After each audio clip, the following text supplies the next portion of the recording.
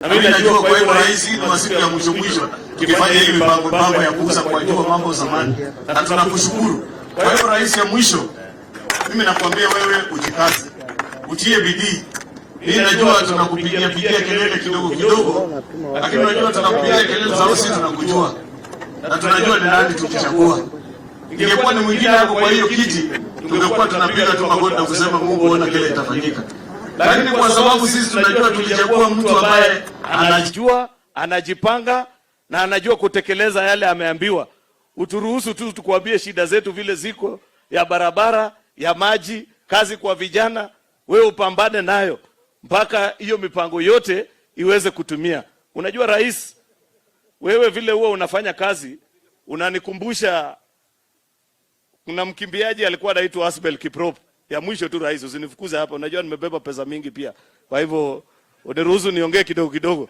Wale walikuwa naongea nilikuwa nasema rais, kuna mkimbiaji anaitwa Asbel Kiprop, alikuwa anakimbia ile mbio ya 1500. Wale walikuwa mafano wake wanajua, yeye alikuwa akianza kukimbia ile lap ya kwanza na ya pili, watu walikuwa nakufa moyo wanasema hataweza. Lakini kufikia lap ya 3 na ya 4, anatoa nguvu kabisa mpaka anatoa ushindi. Vile mimi nimekupima vile wewe unafanya kazi yako, wewe pia ni kama tu ya Asbel Kiprop.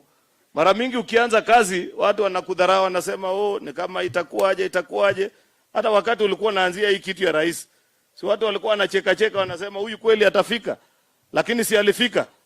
Kwa hivyo mimi najua hata kwa hii kazi vile umeanza unapanga kidogo, watu wanasema nini hija kuwa tayari itakuwa, lakini mwisho utatufikisha pale ambapo ulituahidi tuweze kupata matunda mazuri ya uongozi wako. Asante sana na Mwenyezi Mungu awabariki. Thank you.